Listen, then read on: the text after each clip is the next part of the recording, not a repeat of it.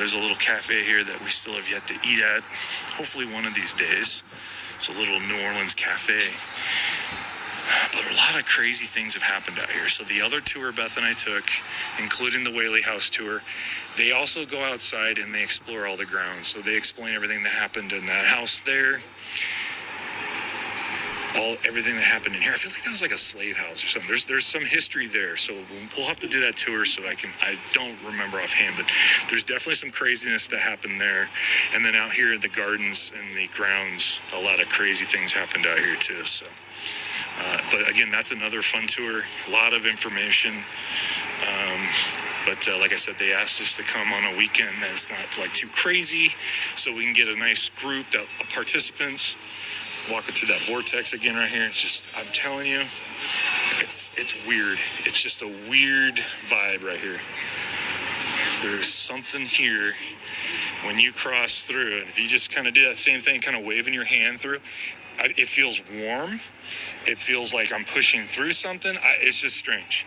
And like I said, I think you just kind of have to let your guard down for a minute, kind of just let yourself believe in everything, and just walk through it and see what happens.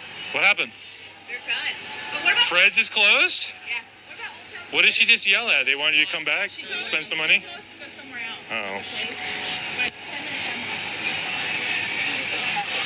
minutes. What is the movie stuff? It was actually, I believe, called the Whaley House. So I had a friend that was a producer on it, and they just couldn't they couldn't work out a deal with the state park. So the state park, even though this is privately owned, state park owns most of Old Town, and it's a historical landmark. They just couldn't come to terms on a deal to use it. So I don't think they show any of this at all. It's actually really weird because they show what's supposed to be where it's located.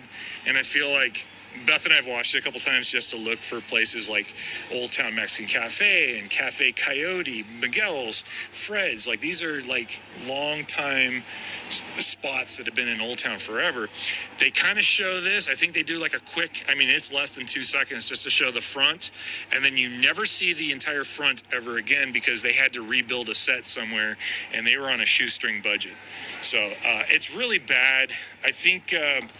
not Dana White, but somebody in the UFC ring, his wife was in it, and she's like naked part of it. It was like during that heyday when you throw like a naked girl in a movie and guys would go see it, right? It was part of that genre of when scary movies used nude women to help draw people in.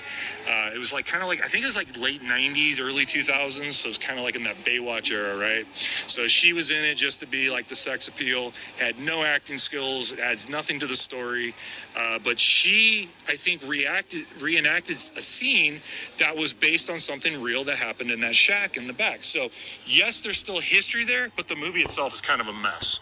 So if you're looking for something historical, probably not the best thing to watch on the Whaley House.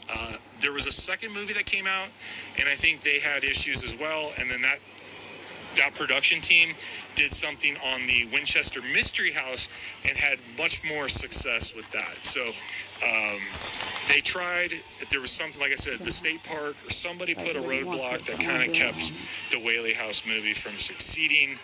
And I don't know if it was money, just couldn't come to terms on being able to use the actual property for any sort of filming. Like I said, I think there was like a guerrilla shot where they basically did like a quick pan of the house for like 2 seconds, and that's the only time you even see this in that movie.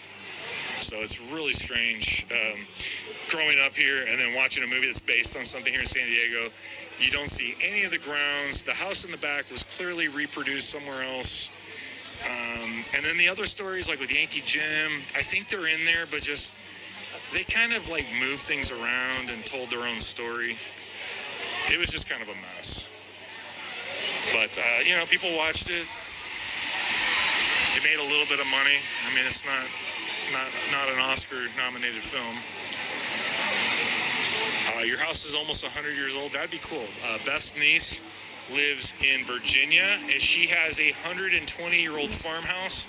It's gorgeous. It feels like vintage America going through it. And she's done a really good job restoring things to its original state. So she has not done any kind of. It's very country living inside. She has not done anything crazy to jack it up and make it super modern. I think the tribe ended up in here. It's looking pretty crowded and busy in there. Yes, I can see the Brenny and Beth and company in there. Getting some spicy water.